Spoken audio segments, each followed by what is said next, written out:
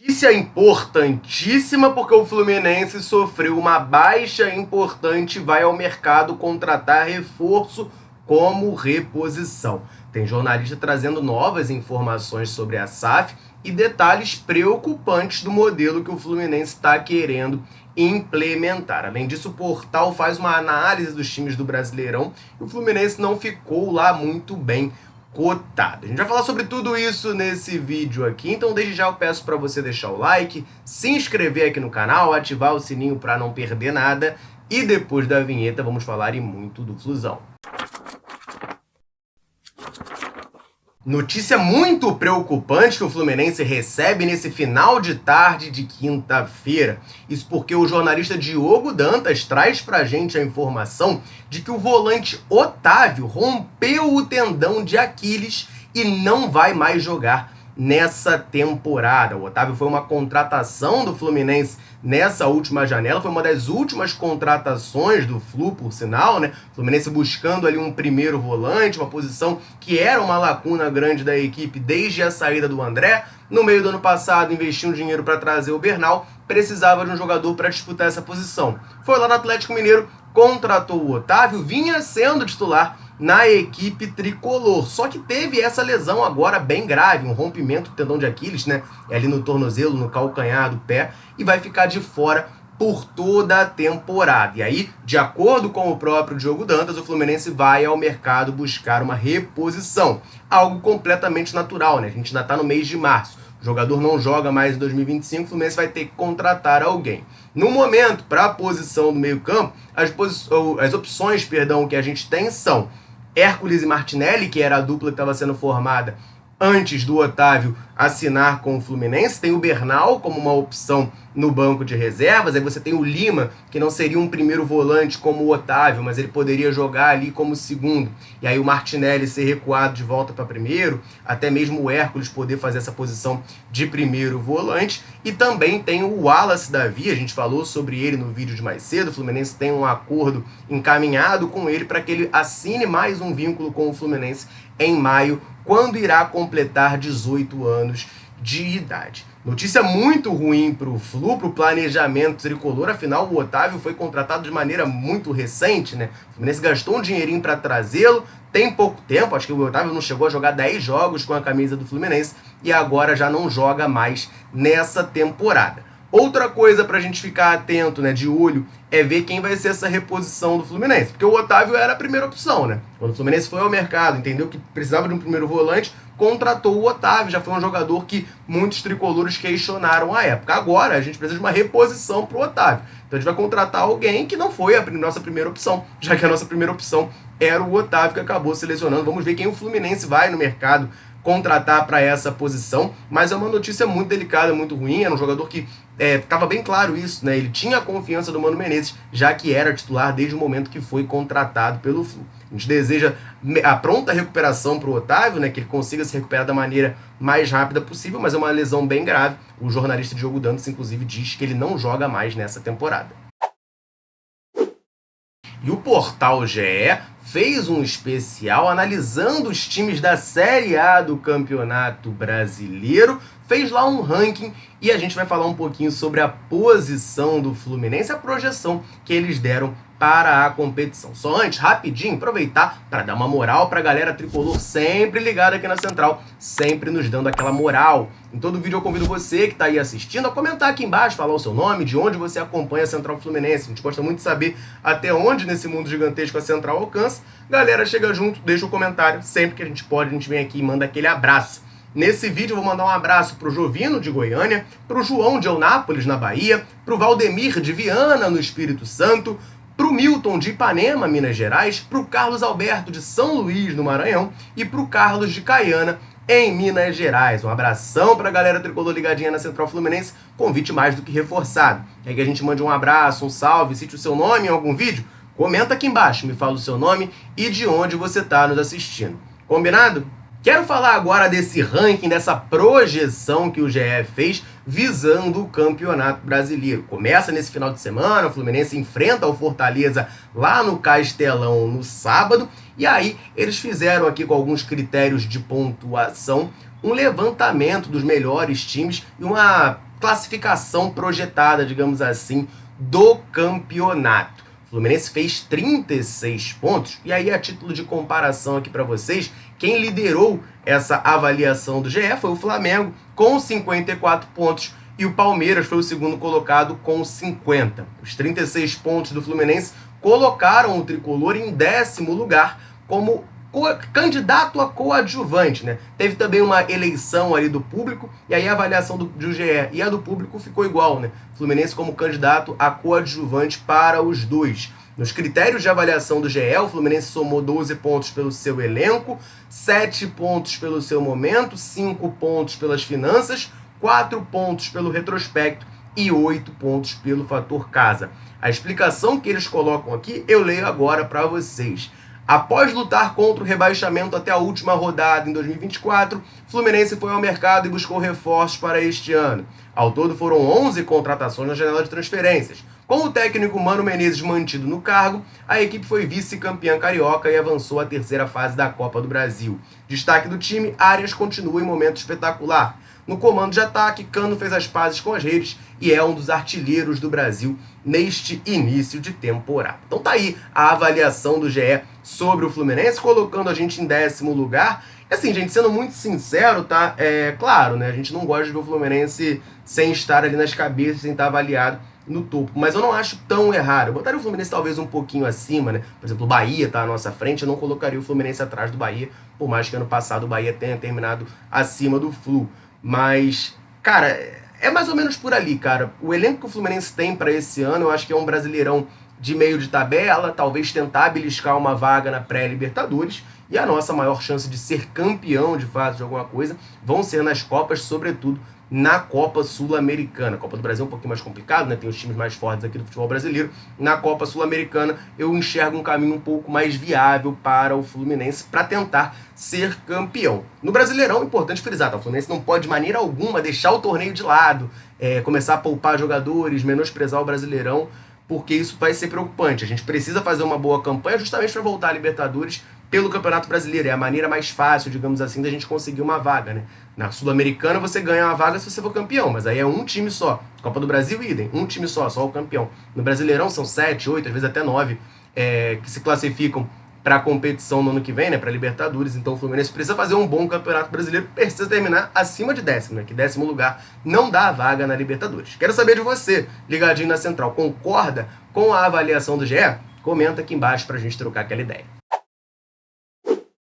Falando da Copa Sul-Americana, informação importante para vocês que estão aqui acompanhando a Central Fluminense. A Conmebol alterou o horário da partida entre União Espanhola e Fluminense, que vai ser válida pela terceira rodada da Copa Sul-Americana. Esse jogo com o mando da equipe chilena aconteceria às 9h30 da noite no dia 22 de abril, mas agora ele vai acontecer às 7 da noite. Então fique ligado aí, o horário mudou, o jogo será um pouquinho mais cedo, às 7 da noite. Vale lembrar, né, que ainda segue aquela indefinição sobre o estádio dessa partida. O Conmebol tinha definido que seria no estádio El Teniente, em Rancagua. O próprio Fluminense, quando postou lá sobre as datas dos jogos do clube na Sul-Americana, botou lá que o jogo contra a União Espanhola seria no estádio El Teniente, mas a União Espanhola segue batendo o pé e ainda tenta conseguir a liberação do Santa Laura, o seu estádio em Santiago. Então ainda está em aberto essa situação. Agora a Conmebol já mudou na tabela, já aparece lá que o estádio estará a definir, né? O Santa Laura tinha sido vetado por conta das más condições do gramado. A União Espanhola acredita muito, né, que vai conseguir resolver esse problema e ter a liberação do estádio aí em menos de um mês, né, para poder mandar essa partida lá no Santa Laura, o estádio mais antigo do Chile, por sinal, né, que é a casa da equipe.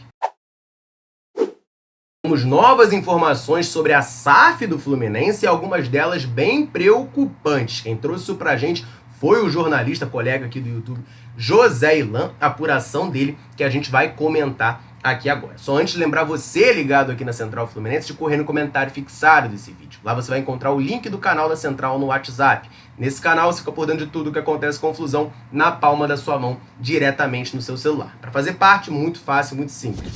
Corre no comentário fixado desse vídeo, clica no link. Automaticamente abre no seu WhatsApp o canal da Central.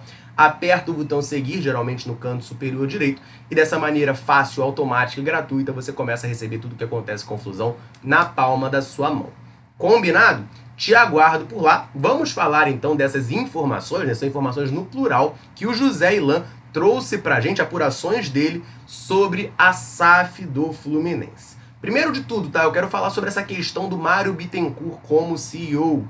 De acordo com a apuração do José Ilan, isso é de fato algo que o BTG está querendo, né? Está propondo a quem venha investir no Fluminense. O salário seria de fato de 250 mil, como já tinha informado o Lauro Jardim, e ele teria ainda um bônus de assinatura de cerca de 5 milhões de reais. Então o Mário Bittencourt botaria bastante dinheiro no bolso caso a SAF saia do papel e o investidor top colocá-lo como o CEO.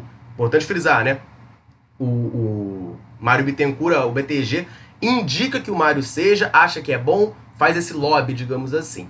Isso estaria na proposta, mas cabe ao CEO ou não aceitar essa proposta do Mário Bittencourt estar ali com esse cargo na transição para a SAF. José Ilan traz a informação também que, diferentemente do áudio vazado do Matheus Montenegro, que a gente comentou no vídeo aqui de mais cedo, vice-presidente do Fluminense, o Tricolor tem sim pressa em fazer esse processo antes da eleição. Final do ano tem eleição no Fluminense, né? E Mário Bittencourt não pode se candidatar, então não pode se reeleger, e aí ele precisaria fazer um sucessor para conseguir seguir o trabalho que ele tem feito nessa transição para a SAF. Então existe uma pressa de resolver essa situação antes do pleito do final do ano. Agora, sobre a questão do modelo em si da SAF, tem algumas informações bastante importantes, tá? A gente já tinha comentado mais cedo aqui, na informação do GE, de que a ideia do Fluminense, né, a ideia do BTG, e que o Fluminense está acatando, é que sejam várias cotas, né? Então seja um fundo de investimento em que vários investidores poderão ter a possibilidade de investir ali na SAF do Fluminense. O José Ilan até fala, né, que ele apurou que a galera tem chamado bastante esses possíveis investidores de tricolores abonados. Seriam essas pessoas que eu comentei no vídeo de mais cedo, né, que são tricolores, que têm bastante dinheiro, que poderiam investir na SAF do Fluminense, né, botar uma grana ali no clube para se tornar um dos investidores, um dos sócios ali, e seria uma coisa de mitigar um pouco o risco, né? Não seria de fato uma pessoa só comprando toda a SAF do Fluminense. De acordo com ele, o BTG está sugerindo que sejam criadas 18 cotas, ou seja, 18 vagas, digamos assim, para investidores, e cada cota custaria 10 milhões de reais. É um valor que parece pouco, tá? Porque vendendo todas as 18 cotas daria um valor de 180 milhões de reais, né? Claro, você pode ter um investidor que compra mais de uma cota, então ele ocuparia 2 vagas ali, mas no total seriam 18 cotas, totalizando somente 180 milhões de reais, que seria um valor bem baixo, né? Isso chama até um pouco a atenção. Mas também, de acordo com a apuração dele, o André Esteves, que é sócio do BTG, e o Guilherme Paes, que também é sócio do BTG, parceiro do André Esteves, 2 tricolores de coração, né, que o nome deles tem sido muito ventilado nessa negociação de compra de SAF do Fluminense. Esses 2 colocariam o resto do dinheiro para completar os 500 milhões que o Lauro Jardim trouxe. Então vamos lá, só recapitulando aqui. O Fluminense quer vender a SAF por 500 milhões. Só que vão abrir 18 cotas de 10 milhões cada para investidores comprarem. Vendendo todas essas cotas vai dar 180 milhões. 180 milhões está aqui, mas falta uma grana para chegar a 500 milhões. O dinheiro que falta para chegar a 500 milhões, 320 milhões, seria colocado ali no clube pelo André Esteves e o Guilherme Paes, que são figuras ali do BTG Pactual. E aí eles se tornariam os sócios majoritários desse fundo.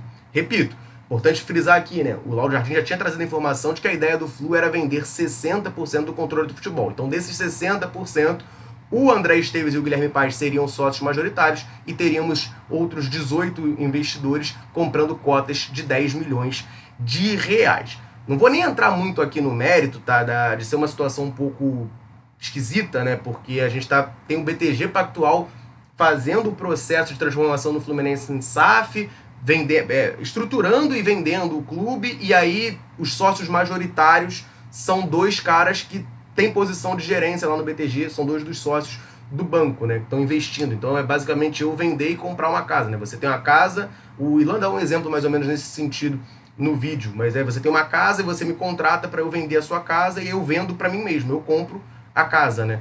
Enfim, é uma situação que pode, assim, de fora, a gente pode enxergar com um pouco de conflito de interesse. Aí entra uma situação preocupante aqui, tá? Que aí é a informação que o José Ilan também traz. De acordo com ele, diferentemente do que o GE noticiou e a gente falou no vídeo de mais cedo, o Fluminense chegou a receber uma proposta de um investidor que queria comprar sozinho a SAF do Fluminense e recusou. O Fluminense não quis nem ouvir essa proposta porque prefere esse modelo, né, de cotistas e tal, mitigando ali a gestão, né, então tendo mais sócios nessa SAF do Fluminense. De acordo com o José Ilan, era um grupo do mundo árabe, queria fazer uma proposta formal ao Fluminense, chegou a falar com o BTG, com o Mário, com o Matheus Montenegro, só que essa situação acabou não avançando porque já existia esse negócio com os sócios do BTG que estava numa situação um pouquinho mais avançada. Então o Fluminense não quis sequer ouvir os valores que esse grupo árabe aí faria de proposta pela SAF do clube. Então não quis nem ouvir. De acordo com o José Ilan, a proposta seria até mais vantajosa financeiramente do que esses 500 milhões que está sendo levantado nesse modelo de 18 cotas, com o André Esteves e o Guilherme Paes sendo os sócios majoritários, investindo 320 milhões de reais na SAF do Fluminense. Bom, essa é a informação do jornalista José Ilan e ela é muito preocupante, porque se de fato isso estiver acontecendo, vai acontecer aquilo que eu já falei em outros vídeos aqui que me preocupava. Porque, ao meu ver, o processo tem que ser decidido pelos sócios do Fluminense na Assembleia Geral Extraordinária que será convocado, mas se tem mais de uma proposta, o ideal é que os sócios conheçam todas as propostas que foram feitas para ir votarem. Então, se o Fluminense está lá, a diretoria já está barrando algumas propostas, vai escolher uma campeã, digamos assim, das propostas para ela ser votada em sim ou não, é algo que não me agrada. Ainda mais com essa informação do Ilan, que a proposta do mundo árabe seria uma proposta até maior financeiramente para o Fluminense, né? Seria mais dinheiro que seria gasto, e o Fluminense recusou porque já tem algo adiantado com os sócios do BTG, aí também tem toda essa questão do conflito de interesses, etc e tal. Então, é uma informação preocupante, a gente fica sempre alerta para tentar saber novas informações e entender um pouco sobre isso. Até o momento que eu gravo o vídeo, o Fluminense não publicou nenhuma nota desmentindo essa informação do José Ilan, né? Vale lembrar, quando saiu a publicação do Lauro Jardim, na noite do mesmo dia o Fluminense fez uma nota oficial dizendo que não tinha proposta formal, então a questão dos valores não tinha sido debatida, né, para ser aceita ou recusada. Então o Fluminense, até o momento que eu gravo esse vídeo, não desmentiu essa informação do José Ilan. Vamos aguardar as cenas dos próximos capítulos, mas o assunto SAF segue dando o que falar no Fluminense. Torcedor tricolor, eu quero saber de você, ligadinho aqui no canal, o que você achou dessas informações que o José Ilan trouxe pra gente? Você acha que esse modelo de cotistas ali comprando pedaços da SAF do Fluminense é uma boa? André Esteves e Guilherme Paes como sócios majoritários, isso é bom ou é ruim? Comenta aqui embaixo pra gente trocar aquela ideia. Combinado? Vou ficando por aqui, um abraço aos nossos tricolores, tamo junto.